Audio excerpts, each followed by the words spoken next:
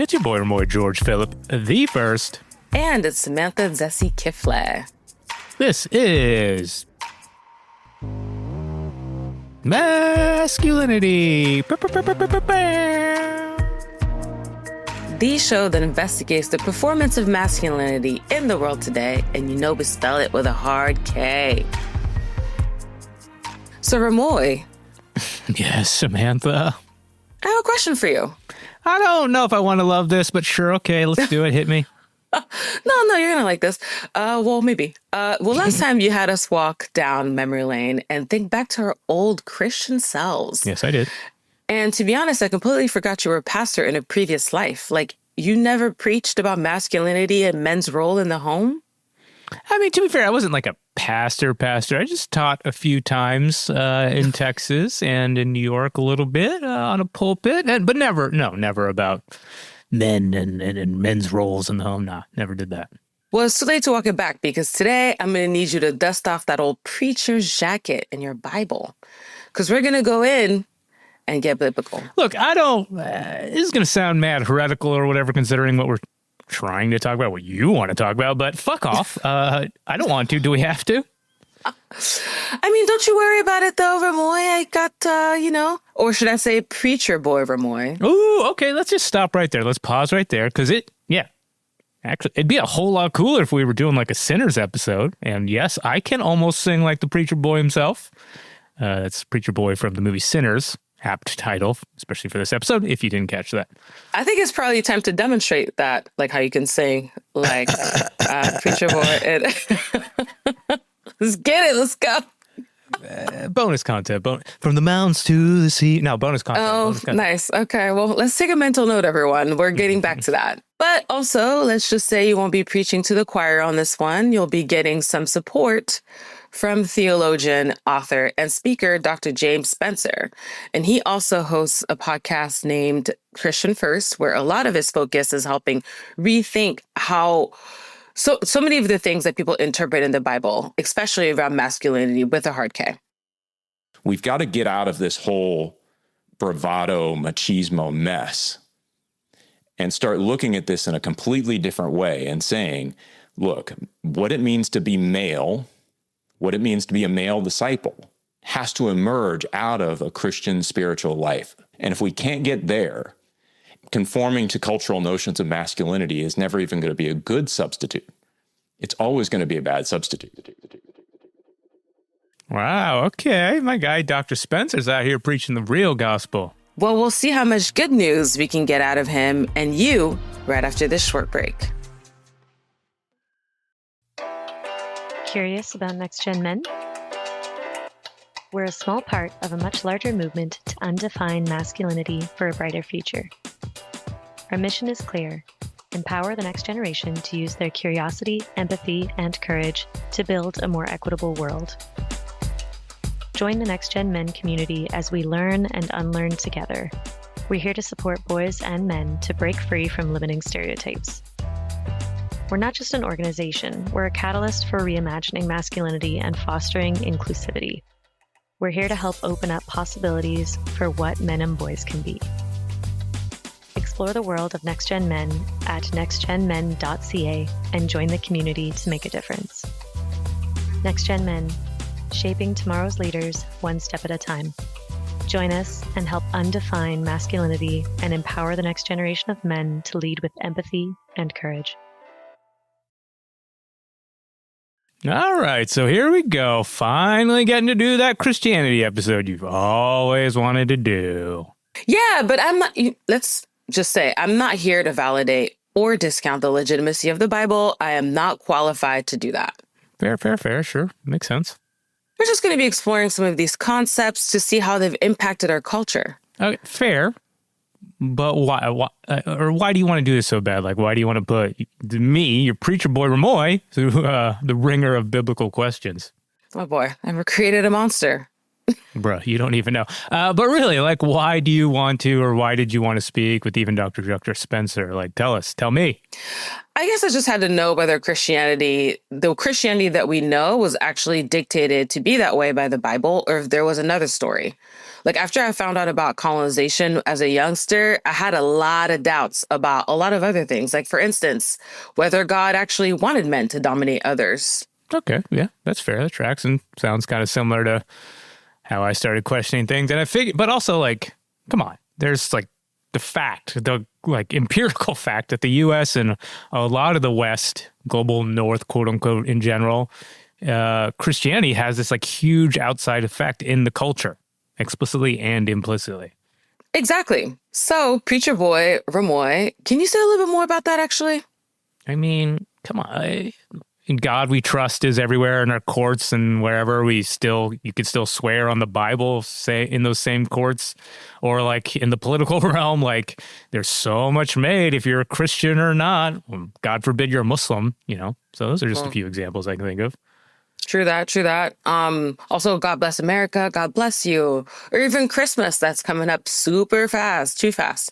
And like that's still very much religious and basically the country's biggest holiday. So yeah, like there's also funerals and weddings. You just got married recently, Samantha. It was like inevitable. There's going to be some ways Christianity was involved, right?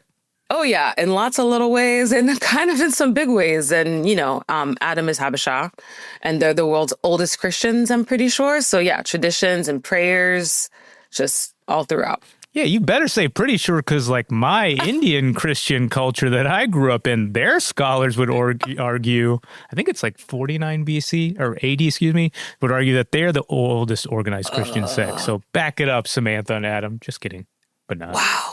Yeah, I mean, we've got to decolonize our minds. That's a lot. If the boys of color are just arguing who are the real Christians or not, like, I mean, damn. Yeah. Well, I guess it just kind of points out how important it is for all of us to really, use this chance to hold Christianity under a microscope. And yeah, especially with its, relationship or connections with gender. Oh, yeah. So, yeah, let me go ahead and kick this off. Generally, I'm wondering, do you remember what the Bible says about masculinity? There's so much, but, broadly, yeah, I do remember these ideas and themes you were hinting at earlier. Yeah, I mean, I don't remember all the verses on my end, more what was preached to me, actually. Okay, but what are some of the ideas about gender and masculinity, hard K, that you remember or you want to talk about? Well, yeah. What is said about women, or at least what I was told it said about women, was how we should not wear pants because pants are for men. How as long as my husband was happy with what I was doing or how I looked, that was all that mattered, even more than how much it mattered to me. Yeah. I like the pants and men and stuff because we'll be talking about that in a later episode. And not to discount these ideas, but... wow, that's an interesting time to discount things as I'm telling you about my life being discounted in the Christian church. No worries. It's almost too easy here for you to minimize my experiences as a woman, as a man, Remoy. Just saying. Touche, but fair. Look, let's back it up just a hair. I'm just asking for a hair. What's maybe like a broader biblical idea that like maybe non-religious audiences may have heard of or be acquainted with, whether they know it or not? Fair, yeah. I mean, I think a huge one that I think a lot of folks may be aware of is the role of a husband in a marriage or in a family. Like, through a lot of Christian interpretations, the man is the head of the house, right? Like, meaning he's a leader, he's a decision maker, he's the final truth sayer for all the decisions in the home. Right. Yeah. So, yeah. The like super hierarchical, and that means patriarchal. Like the dude's at the top and everything and everyone goes through him. Yeah, or like we always say by these systems, right? Everyone other than cis hetero dudes, men, are made to feel less than. They're made to feel secondary. They're made to feel subordinate. No, yeah, you're right. Absolutely. Well, it turns out when I spoke to Dr. Spencer James, he saw an interpretation in the Bible from the Apostle Paul that really turned those previous ideas on their heads. In the Greco-Roman world, the whole household was designed to protect the metaphorical head, the male. And so as Paul is sort of manipulating this concept, and he's saying, men, love your wives as Christ loved the church. Well, Christ didn't protect himself. He is sacrificed on the cross, suffers, dies. This is what headship now looks like. And so the men are not to have this sort of protective relationship as the head. They're supposed to be the ones sacrificing themselves. Okay, so I think I can follow you and Dr. Spencer here a little bit, or at least maybe I hope I can with, my preacher boy title. But, what is James talking about here? What's the biblical context he's responding to? Well, he's talking about this idea called headship, right? Like usually that's in reference to writings that the Apostle Paul wrote. And what Dr. Spencer is saying is that what Paul was aiming to show is that headship isn't this thing where husbands need to be the head of the home per se, like we've been saying, but where they're more sacrificial. Like he would go on to say that men need to be milder, meeker, more adaptable, humble even. Okay, interesting. Yeah. I mean, but what's usually emphasizes the opposite is those characteristics that the wives should uphold, or the women in the home. Like they should submit to the husbands, right? Like it's not a two-way street, or at least that's what we were told. Exactly. He's basically saying that to be a better Christian and a better husband, men need to be humble. They need to sacrifice themselves for their wives and their family instead of upholding themselves as the most important person. Like they put their family first. But instead, growing up, mostly I saw men in charge. They were expected to be in charge. We were expected as women to just follow their lead. Like it was a man's game. Right. Yeah, and that goes back to that patriarchy or hierarchy note we were talking about earlier, how the more traditional interpretations of biblical texts that we heard growing up makes men the top priority and women and or anyone else those secondary persons, almost like servants to men, cis men especially. Oh, yeah. And I am glad that you brought that up, Remoy, because I'm wondering, do you remember where in the Bible that comes up? You mean the book? Yeah. Yep. I can't tell if I'm feeling like in seminary or Sunday school right now, but I don't necessarily love it. Well, no, Remoy, it's called Deconstructing Patriarchy. Sure. Professor Samantha in the house, everyone. I'll take that. Definitely great to be the one on the studious side of things for once. Yay. Hey, ain't mad at it. But no, I don't exactly remember where, but I'm presuming it'd be in the later books of the New Testament. And for our listeners who are out there or aren't totally versed, see what I did there? Jeez. That pun game of yours, Remoy. And yours, almost yours too. Mazel. Nice. So you getting Hebrew out here now? Nah, that's a little too far. Fine. Okay, back to it. For our listeners who may not know, the New Testament, is the second half of the Bible that we all know that documents the different stories of Jesus' life. We got the nativity story, speaking of the holidays, about sweet baby Jesus and his Virgin Mother Mary, or, later how he was out there teaching and preaching in the streets, maybe like Zoran, whatever, or how he died on the cross and then was resurrected by God, his Father. And then the remaining books of the New Testament are collections of, let's say, letters and correspondence, mostly by Apostle Paul that we talked about, and who talk more about how to interpret Jesus' life or other details about how to best live in this new, growing, interesting faith. Okay.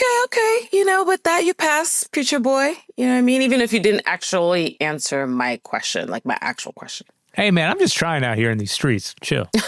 Okay, well, it comes from the book of Ephesians in chapters 5 and 6, the whole wives submit to your husband verses.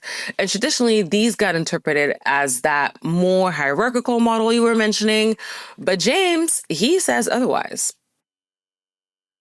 When I look at the relationship between man and woman, it's not like there's a clear winner. The woman is actually not given to man in order to be his servant. And the man is not necessarily there to be her leader. They're co-warriors in this mission that God has given them. They're working together. Okay, I'll be the first to love this idea of co-warriors, like always, duh. I knew you would, Remoy. I knew you would. Of course you know me.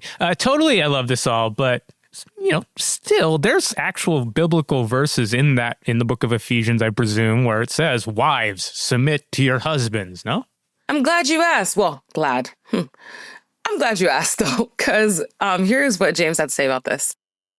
With regard to the submission, we also have to remember, just a verse above this, Paul says, submit to one another. And so I think we have to read this sort of husbands love your wives, wives submit to your husbands in the context of that submit to one another. This is still a partnership. Whoever's head doesn't really make a whole lot of difference. Okay. Interesting. Like he's noting, yes, that verse does say that, but like in the larger context, including the previous verses, they're talking about like a lot of different examples of relationships, and they're all working out to be like equal partnerships or partnerships, right? So basically, yes, the quoted verse does say that thing, but you got to ground it in more the equality, the broader equality that Apostle Paul, and that James here is referencing about, right? Yeah, you got that exactly right. But that was definitely not the way that was taught to me growing up. Like the fundamental Baptist church that I grew up in, there was a huge emphasis on male leadership. Like toward the end of my time there, women weren't even allowed to say their questions aloud if they had questions for the pastor. Yeah, I think that's important to make clear. Like, and that was kind of my church. There weren't female pastors. Like women weren't allowed to be pastors, and you'll still see that in churches and a lot of Abrahamic faiths. Like it's not Christianity. Like women aren't allowed to be in leadership, and that seeing that as a kid, that modeling that innately like influences how you think about gender. So it starts like from this root, implicit and explicit like modeling. So we're just trying to hold that accountable. And I think a lot of people who grew up in churches or religious faiths are still seeing that and are grounded in that thinking. 100%. And well, thankfully, me coming out of James's more grounded in the entire context approach, it's pretty clear here that partnership was the goal, right? Like men and women were supposed to partner up to help each other be better Christians. Yeah, I'm definitely starting to feel like, like the Bible, at least how we were taught growing up, was, a little cherry picked, as they say, or interpreted to fit some more patriarchal narratives. Yeah, it's like this top-down interpretation of leadership that seems to just have taken over what people think Christian marriages are supposed to be. Yeah, okay, we're getting somewhere. This is getting interesting, but still, what about like you boy Remoy, your single dudes out here, or single Christian men? We've, talked about marriage, relationship and stuff, and that's cute. Want to get there someday? Maybe not. Whatever. But women, just, keep your pants on. Anyways, but like, do men have to be good, or do men like have to be married to be like a good Christian? This is a great question, actually. I wondered the same thing. And actually, James covered that with his interpretation of the Apostle Paul from another set of his letters, which later became the book 1 Corinthians. So here he is with more. I read 1 Corinthians. Part of what I see is Paul, he's learning to follow Jesus, and he talks about not getting married. He talks about being single. And so you sit back and you're like, well, he's not telling everyone to be single. So there is a different path, at least in that vein, that people can take. And so it makes intuitive sense to me to say that not every Christian male is going to end up looking the same, because we embody the world in different ways. Even though we have some of the same biological parts, we still embody the world in very different ways. And yeah, I love that he said this, because it points to the fact that men can be different, right? Like masculinity can be expressed differently. It's not all about having a family and a household. Like there are different ways to be a man. The only requirement is for it to be based on men's relationship to Jesus, like on his spirituality. Yeah, let the preacher boy preach for a minute. Like, clear the lane. Like, I think this is super interesting because, like, a lot of times, like, Apostle Paul was a single man, and like a lot of the apostles, if not all, were like ended up being single men. And like coming at like we think about Christianity looking back, we're like, oh, like Jesus came, he died, he lived, he died, boom, Christianity, and it was like this church, the churches were there and whatever. No, it wasn't like that. Like it's like these disciples, these men went out into the world and started preaching and teaching and sharing and kept sharing this message of salvation and God and how heaven was for like anybody and everybody. All you just got to do was believe. And this was like a really kind of transgressive, like radical grassroots movement. People were like, what the heck? Like we can believe and be saved? Wild. And it was like people across borders, across cultures, across languages. I mean, even like thinking of like, shout out to my guy Adam and the Habesha Christians and my Martha Mike Christians in India. Like people didn't know what to call these different cultures, but believing this one thing, this one belief system coming under this new umbrella. And like, it's like this melting pot. And so they were like, screw it, we're going to call them Christians, but followers of Christ. And so like that kind of speaks to like this larger, not like, constricting, rigorous, tight interpretation or belief of God and faith. This more flexible and fluid Christianity that can be, diverse for anyone and everyone, especially for dudes and men. That's like really incredible context. And thank you for that. Yo, preacher boy gonna preach out here, I mean, at first you said that, I was like, okay, but you got me in the end. You got me in the end. You had me in the first half and the second half. How about that? I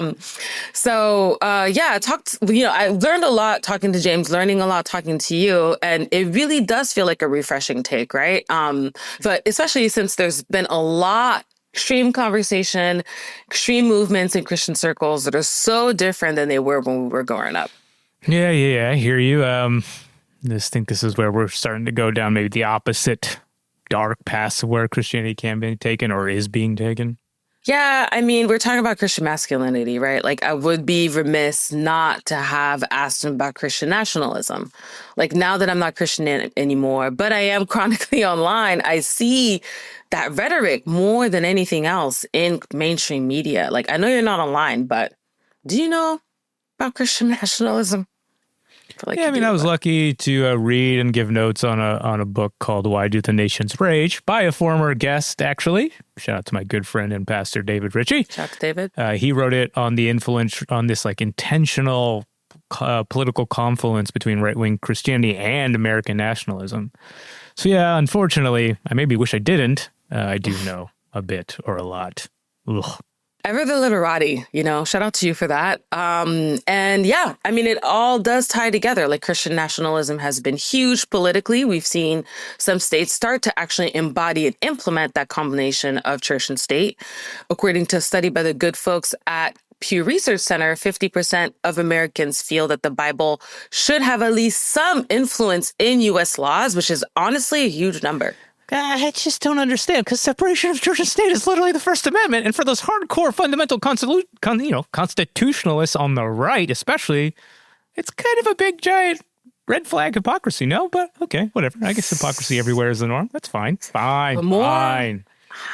More on that later. More on that hypocrisy later. But totally is. So I had to ask James about this because a lot of Christian nationalism movement spouts some of the masculinity with a hard K stuff, like old interpretations of the Bible that we talked about today. Yeah, it's so wild to see that these interpretations can be, again, manipulated or used to manipulate, if, that makes sense. Yeah. And James shared with me one historical reference, I guess not a super surprising one in the grand scheme of things, but about where this has already happened. I just got back from a trip to Germany, and we talked a lot about the Barmen Declaration. The Barmen Declaration was done in 1934, right after Hitler came to power. There was a group called the German Christian Church that were siding with the Nazis, and they were going to come underneath the Third Reich as a Reich church. And so what that entailed was that the Third Reich and the Nazis were going to start shaping and forming what it meant to be a Christian. This is an inappropriate merger of church and state. Yeah, I mean, this is not surprising, like you said, especially knowing Nazi leaders were incredibly strategic, about how they built their rhetorical campaigns or created rhetoric to manipulate people.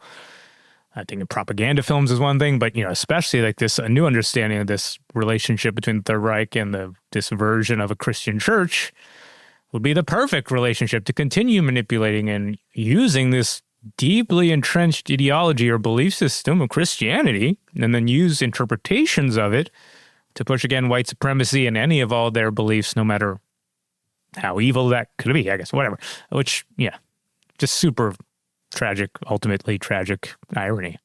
Yeah, exactly. I mean, I think it's just super important to understand that Nazis justified genocide. They justified harmful experience. They justified all kinds of shit using religion, using Christianity. Who knows if they actually had that spiritual connection, right? But it is pretty clear that they were using Christianity in part to push the white man as the ultimate human being and to make that racist ideology a moral value. Yeah, I mean, and obviously that propaganda was powerful. They got the people to believe that white male leadership and domination was, in fact, God's will, which, again, feels awfully too familiar right now. Yeah, I think what James says next here is important to keep in mind about the terror of merging church and state. I think Christian nationalism is very much a rehashing, and I don't want to equate it to Nazism. That's not my point. But it's an inappropriate merger between the church and the state, where the church gives up some of its authority or puts, sort of subtly substitutes its hope in Christ for hope in government. So this Reich Church was basically assisting the government in taking over as the authority in Christians' lives, right? So all the stuff about men serving in the Nazi army and being loyal to Hitler, the stuff about German women becoming mothers to ensure the future of the Aryan race would then be tied to Germans being good Christians and enforced by this national church. And this is sort of what Christian nationalists here now are advocating for without outright saying it. Okay, but what does that look like today, or what would that look like today? I mean, this took place between two world wars in the mid-ish 1930s, 1940s. Things look different now? Yes. I mean, well, the Proud Boys are a Christian nationalist organization. I presume you've heard of them? I mean, I know I'm not online, but I don't live on Mars. At least not yet. Oh my God, please. Well, two of their tenets stand out among the 12 they have, and those are glorifying the entrepreneur and venerating the housewife. Right. It's like the traditional yet capitalist version of the roles men and women were expected to fill in the Reich. Exactly. I hear not only the same line of thinking where men brave the world, whether it's on the front lines of war or of business, and women stay home, but also this clear delineation of what gender roles are supposed to look like. Just feels like over and over again, people use Christianity to remove people's agency, to remove their ability to make individual choices. Woof. Yeah.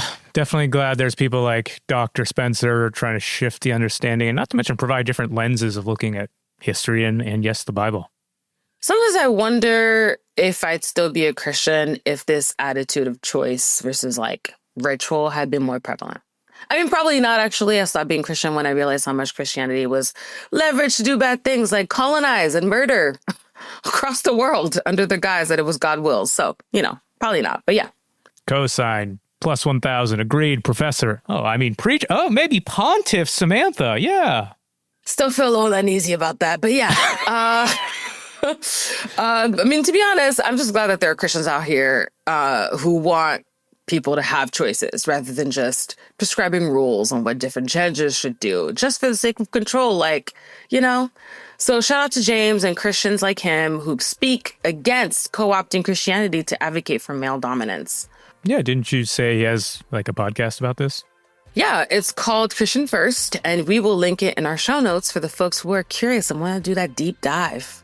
Find the verses, all that. And of course, you can find that wherever you get your podcasts and on our website. That's masculinitypod.com. Yes, and we want to hear from you. Like, I know we have Christians out there. We have religious folks out there who've kind of gone through something similar. Like, our social lines are always open. We're a Masculinity Pod on all of them.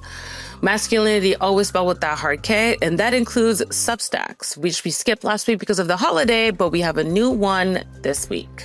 You finally got your Christian masculinity episode, Samantha. Was it everything you thought it'd be? No, there's so much more to say. There's so much more to talk about. So be on the lookout for more talk about religion this season, and holler at us if you have a topic in mind. We want to hear from you, and we want to talk about it. So, well, until then, it's your boy, Remoy George Phillip, the first. And I'm Samantha and Kifle. Thank you so much for listening. Peace. Ciao.